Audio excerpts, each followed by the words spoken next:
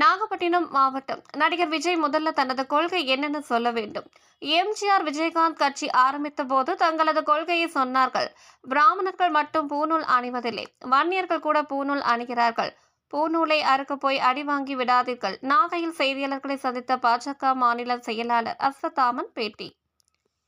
பாஜக மாநில செயலாளர் அஸ்வத்தாமன் நாகூர் பொதுக்கூட்டத்தில் பேசியதற்காக தொடரப்பட்ட வழக்கில் ஆஜர் ஆவதற்காக நாகை நீதிமன்றத்திற்கு இன்று வருகை தந்தார். அப்போது செய்தியாளர்களை சந்தித்து பேசிய அவர் திரைப்பட இயக்குனர் மோகன்ஜி கைதுக்கு கண்டனம் தெரிவித்தார். தொடர்ந்து செய்தியாளர் கேள்விகளுக்கு பதிலளித்த அவர் விஜய் ஒரு நடிகர் தான் எனவும் எம்ஜிஆர் விஜயகாந்த் போல் தங்களது கொள்கை அறிவிக்க வேண்டும் எனவும் சும்மா 4 லெட்டர் பேடுகளை வெளியிட்டு தலைவராக முடியாது எனவும் தனது கொள்கை என்னவென்று முதலில் சொல்லுங்கள் என கேள்வி எழுப்பினார். அதேபோன்று பூநூல் அறுப்பு சம்பவம் குறித்த கேள்விக்கு பூநூலை பிராமணர்கள் மட்டும் அணிவதில்லை, ஆசாரி, விஸ்வகர்மா, செட்டியார், வட மாவட்டங்களில் ஆவணி அவிட்டத்திற்கு வன்னியர்கள் பூநூல் போடுகிறார்கள். அதனால் பூநூல் அறுக்கும் கும்பல் பூநூலை அறுக்க போய் அடி வாங்கி விடாதீர்கள் என எச்சரிக்கை விடுத்தார். 29 ஆண்டுகளுக்கு முன்பு தீவிரவாதிகளால் அனுப்பப்பட்ட RDX வெடிகுண்டு, அதில் தன்னுடைய இன்னுயிரை மாய்த்த தங்கம்மாள் அவர்களது 29வது நினைவேந்தல் நிகழ்ச்சியில் நான் நாகூரில் கலந்து கொண்டு பேசியதற்காக என் மீது போடப்பட்ட வழக்கு உயர்நீதிமன்றத்தில் நான் தரப்பட்ட பிணையின் அடிப்படையில்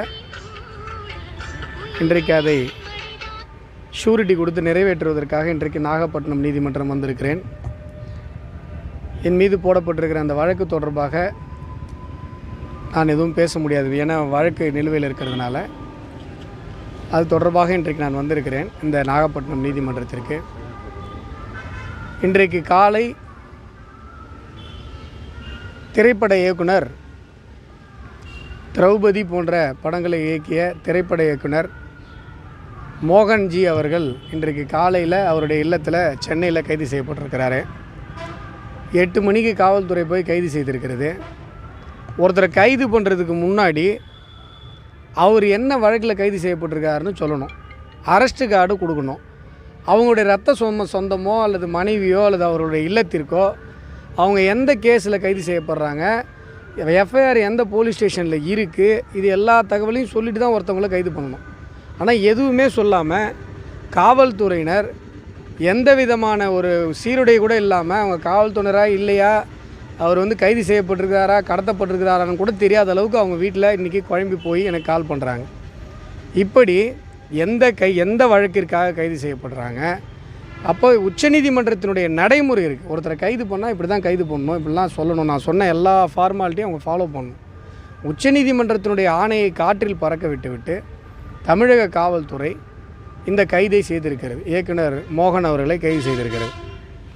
கடந்த 3 ஆண்டுகளாக திராவிட மாடல் ஆட்சி, திமுகவினுடைய ஆட்சி வந்ததிலிருந்து யாரெல்லாம் இவர்கள் எதிராக கருத்தை முன்வைக்கிறார்களோ எல்லாரும் கைது செய்யப்படுகிறார்கள். குண்டர் சட்டத்தில் அடைக்கப்படுறாங்க. குண்டர் சட்டம் நீக்கப்பட்டு உயர்நீதிமன்றம் ஆணையிட்ட பிறகு மறுபடியும் இன்னொரு குண்டர் சட்டம் போடுறாங்க ஒருத்தர் மேலே.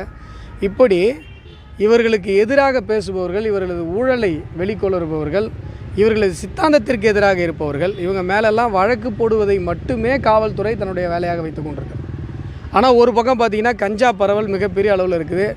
கள்ளச்சாராயம் கேட்கவே வேணாம். எங்கள் கள்ளக்குறிச்சியில் 65 பேர் இறந்து போனாங்க. மரக்காணத்தில் உங்களுக்கு தெரியும் 20க்கும் மேற்பட்டோர் இறந்து போனாங்க கடந்த வருடம். இப்படி கள்ளச்சாராய பரவல் இத்தனை உயிர்களை பலி வாங்கிய பிறகும் கூட கள்ளச்சாராய பரவல் மிகப்பெரிய அளவில் இருக்கிறது. பெண்களுக்கு எதிரான வன்முறை மிகப்பெரிய அளவில் இருக்கிறது. இன்னும் சொல்ல போனால் மைனர் கேர்ள்ஸ், 18 வயதிற்கு உட்பட்ட பெண்கள் மிகப்பெரிய அளவில் பாதிக்கப்பட்டிருக்காங்க. இன்றைக்கி தமிழகத்தில் பொண்ணை பெற்றவங்க வயிற்றில் நெருப்பை கட்டிகிட்டு இருக்க வேண்டிய சூழ்நிலை. எங்கே யார் கை வைப்பா, என்ன நடக்கும் அப்படின்னு தெரில. அங்கே ஒரு ஆசிரியர், ஒரு அம்மா தலைமை ஆசிரியர் திருச்சி பக்கத்தில், அவர் டாக்டர், அரசு டாக்டர், 5 வயசு 10 வயசு பொண்ணுங்களெல்லாம் இது பண்ணியிருக்கார், இப்போ பாலியல் சுரண்டலுக்கு ஆளாக்கியிருக்கிறார். இப்படி NCC கேம்ப்பு, அந்த பாலியல் சுரண்டல் உங்களுக்கு தெரியும். நாளொரு மேனியும் பொழுதொரு வண்ணமுமாக பெண்களுக்கு எதிரான வன்முறை தமிழகத்தில் நடந்து கொண்டிருக்கிறது. ஆனால் தமிழக காவல்துறை அதை பற்றி கவலைப்படல. தமிழக காவல்துறை கஞ்சா கள்ளச்சாராயத்தை பற்றி கவலைப்படல. தமிழக காவல்துறை எதுக்கு கவலைப்படுதுன்னா, பிஜேபிக்காரங்க எங்கே இருக்கிறாங்க, இல்லை இந்து முன்னணிக்காரங்க எங்கே இருக்காங்க, இவங்களை எப்படி கைது பண்ணலாம், பிஜேபி கொடியேற்றினா கைது, என் மேலே 4 எஃப்ஐஆர் இருக்குது கொடியேற்றந்துக்கு, ஒன்றும் இல்லை பிஜேபி கொடியேற்றந்துக்கு. இப்படி காவல்துறை தொடர்ந்து தன்னுடைய எதிர்கருத்தியாளர்களை முடக்குவதற்கு திமுக ஏவுகிற ஏவல் துறையாக இருந்து கொண்டிருக்கிறது. இது கண்டிக்க வேண்டிய ஒரு விஷயம். தமிழகத்தில் புது பிரச்சனையாக மறுபடியும் ஈவே ராமசாமி காலத்தை மீண்டும் கொண்டு வருவதற்கான ஒரு முயற்சியாக இன்றைக்கி பூணூல் அறுப்பு நடந்திருக்கிறது. அதை எங்களுடைய மத்திய அமைச்சர் முருகன் அவர்களும் அதை கண்டித்து அறிக்கை விட்டுருக்கிறாரு. அதில் நான் ஒரு விஷயம் சொல்கிறேன். பூணூல் இருக்கிறவங்க கிளம்புறீங்க, மறுபடியும் கிளம்புறீங்கன்னா ஒரு விஷயம் நீங்கள் யோசிச்சுக்கோங்க. பிராமின்க மட்டும் பூணூல் போடல, எல்லா சமூகத்திற்கும் பூணூல் இருக்கிறது. செட்டியாருங்க, ஆச்சாரிகள், இந்த எல்லா சமூகமும் பூணூல் தலைமுறையாக அணிந்து கொண்டிருக்கிறார்கள்.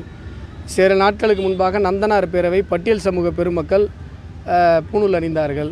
இப்போ ஆவணி மாவட்டத்துக்கு தமிழகத்தில் வட மாவட்டம் முழுவதும் வன்னியகுல சத்திரியர்கள் பூணூல் அணிந்திருக்கிறார்கள்.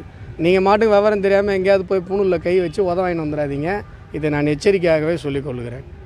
ஆளுநர் அவரோட அதிகார வரம்புலேருந்து மீறுறதா சபாநாயகர் காமன்வெல்த் டெல்லியில் நடந்த காமன்வெல்த் அந்த கூட்டத்தில் குற்றஞ்சாட்டிருக்காரு. இது எப்படி நீங்கள் பார்க்குறீங்க? நீங்கள் சபாநாயகர் அவர்கள் இன்றைக்கு சபாநாயகராக இருக்கிறதுக்கு காரணமே அவர் கிறிஸ்தவராக இருக்கிறதான்னு சொல்லி ஒருத்தர் பேசினார்.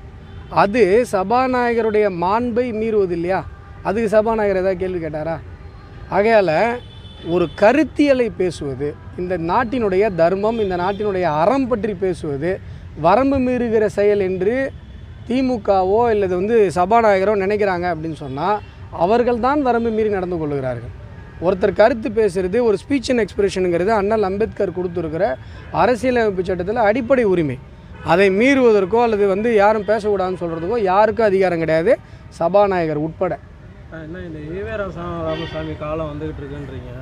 தமிழக வெற்றி கழக தலைவர் விஜய் பெரியாருக்கு மாலை போட்டது பேசப்பட்டது. பெரியார் இல்லாமல் எந்த அரசியலும் இங்கே தமிழ்நாட்டில் பண்ண முடியும் இல்லை. அது நீங்கள் உதயநிதி சொல்கிற ஸ்டேட்மெண்ட் சொல்கிறீங்கன்னு நினைக்கிறேன். ஈவே ராமசாமி இல்லை, ஈவே ராமசாமியை தொடாமல் யாரும் அரசியல் பண்ண முடியாது அப்படின்னு சொல்கிறீங்க, அதானே? விஜய் அதை முன்னிறுத்துறாரு. நான் விநாயகர் சதுர்த்திக்கு தீபாவளிக்கெல்லாம் வாழ்த்து சொல்ல மாட்டாரு அப்படின்னு நாங்கள்லாம் கேட்கலிங்க. அமைப்புகள் சொல்லியிருக்கிறாங்க. நான் என்ன சொல்கிறேங்க, நான் என்ன சொல்கிறேங்க, நீங்கள் வாழ்த்து சொல்லணும்னா எங்கள் வீட்டில் கொழுக்கட்டை வேக போகிறது இல்லையா? நீங்கள் வாழ்த்து சொன்னாலும் சொல்லாட்டினாலும் நாங்கள் சந்தோஷமாக கொண்டாட தான் போகிறோம். ஆனால் நீங்கள் ஒரு பண்டிகைக்கு வாழ்த்து சொல்லிவிட்டு, ஒரு மதத்துக்கு வாழ்த்து சொல்லிவிட்டு, இன்னொரு தர்மத்திற்கு நீங்கள் வாழ்த்து சொல்லாமல் இருக்கும்போது உங்களுடைய ஒருதலை சார்பு வெளில தெரியுது.